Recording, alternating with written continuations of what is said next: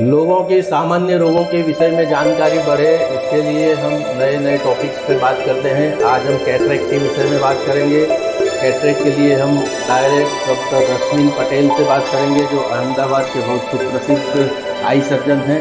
तो welcome doctor Rashmin भाई पटेल। नमस्ते सर। हाँ, तो डॉक्टर रश्मिन जी, आप कितने समय से ऑपरेशन कर रहे हैं और अभी तक आपने कितने कैटरेक्ट के ऑपरेशन किए हैं? सर मैं आखिरी 20 साल से ऑपरेशन कर रहा हूँ मोतिये के, और अभी मेरे ऑपरेशन से 70,000 से ज़्यादा हो चुके हैं। और मैं अभी आशापुरा हॉस्पिटल में पिछले 15 सालों से काम कर रहा हूँ, जहाँ का मैं मेडिकल डायरेक्टर भी हूँ।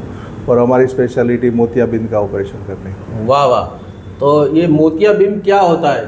कई लोगों को ये हो रहा है मोतियाबिंद, तो ये क्या होता है ये बताइए। मोतियाबिंद मतलब अपनी आँखों के अंदर एक क्रिस्टलाइन लेंस होता है, वो ट्रांसपेरेंट होता है, मतलब पारदर्शक होता है। जैसे जैसे अपनी एज बढ़ती जाती है वैसे वो लेंस अपारदर्शी मतलब ओपेक हो जाता है, तो उसकी वजह से आपकी दृष्टि कम होने लगती है धीरे धीरे, उसको मोतियाबिंद बोलते हैं। मोतियाबिंद किस वजह से होता है? क्या बच्चों में भी होता है या खाली बड़ों में होता है? मोतियाबिंद की काफ़ी सारी वजहें हैं। सबसे कॉमन है एज रिलेटेड कैटरेक्ट होता है, उसको सेनाइल कैटरेक्ट बोलते हैं। बाकी तो वो लगने की वजह से भी कई लोगों को होता है, कई मेडिसिन से होता है, कई बच्चों में जेनेटिक कैटरेक्ट होता है, और कई लोगों को अपनी कोमोर्बिड कंडीशन डायबिटीज़ की वजह से भी अर्ली मोतियाबिंद आ जाता है।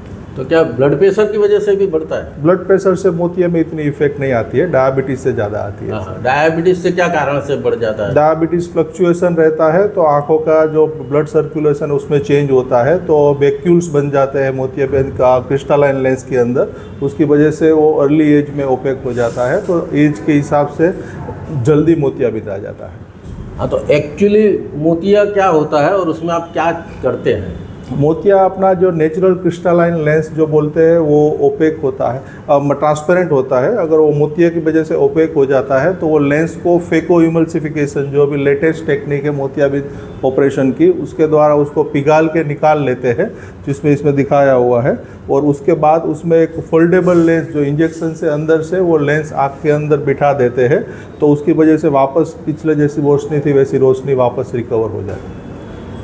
क्या सिम्टम्स हमें कैसे पता चलता है कि अब मोतिया होने वाला है? मोतियाबिंद में ग्रेजुअल डिमनेस ऑफ विजन, मतलब धीरे धीरे आपकी दूर की नज़र कम होती जा रही है, और नज़दीक की नज़र, कई लोगों को चश्मा नंबर का निकल जाता है नज़दीक का, और नज़दीक की नज़र कई बार चश्मे के बिना पेशेंट देख सकता है। वो सबसे पहला साइन है कि नज़दीक का चश्मा निकल जाए और दूर की नज़र कमज़ोर हो जाए। ये पत्थर या मोतिया क्या होता है? पत्थर या मोतिया में ऐसा रहता है, कई बार कैटरेक्ट एकदम मैच्योर नहीं होता है, सॉफ्ट नहीं होता है, वो हार्ड हो जाता है, तो पूरी तरह मैच्योर नहीं होता, एकदम हार्ड कैटरेक्ट हो जाता है, उसको ब्राउन कैटरेक्ट बोलते हैं, उसको पत्थर या मोतिया बोलते हैं। बोलते हैं कि मोतिया पक जाए तो तुरंत ऑपरेशन कराना पड़ता है, क्या ये सही बात है? हाँ, ये सही बात है, क्योंकि मोतिया पकने से पहले आइडियली तो ऑपरेशन करवाना चाहिए। पकने के बाद मोतिया उतना अंदर वो फूल जाता है, तो उसकी वजह से आंखों में ग्लूकोमा हो जाता है, सेकेंडरी ग्लूकोमा बोलते हैं उसको, फेकोमोर्फिक ग्लूकोमा। तो बाद में कॉम्प्लिकेशन होने के चांसेस भी बहुत बढ़ जाते हैं ऑपरेटिव। तो आइडियली जितना जल्दी हो उतना मोतिया 60 to 80% के बीच में आ जाए तब करवा दो, तो रिजल्ट अच्छा मिलता है। और जो नई टेक्निक है MICS micro incision cataract surgery, उसके अंदर जितना मोतिया जल्दी कराओगे उतने रिजल्ट ज़्यादा अच्छे मिलते हैं। तो फेको में एक्चुअली क्या आप एक ड्रिल करते हैं, क्या करते हैं? हाँ, फेको में इमल्सिफिकेशन प्रोसेस होती है, मतलब एक फेको टिप होती है जो कैटरेक्ट को इमल्सिफाइड मतलब पिघाल के उसको एस्पिरेट कर लेती है। उसमें माइक्रो इंसिजन मतलब 2 मिलीमीटर का इंसिजन आता है, और ऐसे अभी लेटेस्ट लेंस आ गए हैं कि वो इतने छोटे इंसिजन में अंदर आँख के अंदर चले जाएंगे और अंदर इम्प्लांट कर सकते हैं उसको। लेकिन वो तो काफ़ी महंगा होता होगा। नहीं, तो प्राइवेट हॉस्पिटलों में काफ़ी महंगा होता है, लेकिन आशापुरा हॉस्पिटल में उसको काफ़ी डिस्काउंट रेट में करके देते हैं। और उसमें अंदर अभी लेटेस्ट टेक्निक्स आ रही है, तो उसकी वजह से रिकवरी भी फास्ट हो गई है। अच्छा, ऑपरेशन टेक्निक भी बताएंगे क्या? ऑपरेशन टेक्निक में नॉर्मली तो ऐसा है कि फेको इमल्सिफिकेशन टेक्निक कॉमनली चल रही है, लेकिन कई लोगों को ऐसा रहता है कि मोतिया ज़्यादा पक जाता है, तो उसमें SIC small incision cataract surgery भी करते हैं। लेकिन उसके अंदर ऐसा है कि जो फेको मशीन से मोतिया पिघालते हैं उसकी जगह पे इसमें पूरा मोतिया निकाल लेते हैं और पूरा उसमें लेंस इम्प्लांट कर देते हैं। लेकिन वो जो मेच्योर कैटरेक्ट है या ब्राउन कैटरेक्ट मतलब पत्थर या मोतिया ज़्यादा पका हुआ है, तो ये टेक्निक यूज़ होती है। नॉर्मली अभी 99% केसेस में फेको इमल्सिफिकेशन टेक्निक यूज़ होती है। हाँ, ऑपरेशन के बाद क्या केयर लेना चाहिए पेशेंट? ऑपरेशन के बाद कुछ लग ना जाए, प्रोटेक्टिव ग्लास पहनने हैं, ड्रॉप्स रेगुलर जो इंस्ट्रक्शन देते हैं उसके हिसाब से डालते रहने हैं, और धूल मिट्टी पवन ना जाए, भीड़ भाड़ वाली जगहों पे ना जाना। वो 15 दिन के लिए थोड़ा केयर करना रहता है। बाद में तो इसमें MICS टेक्निक में रिकवरी फास्ट रहती है, तो आप नॉर्मल लाइफ तो नेक्स्ट डे से ही जी सकते हो।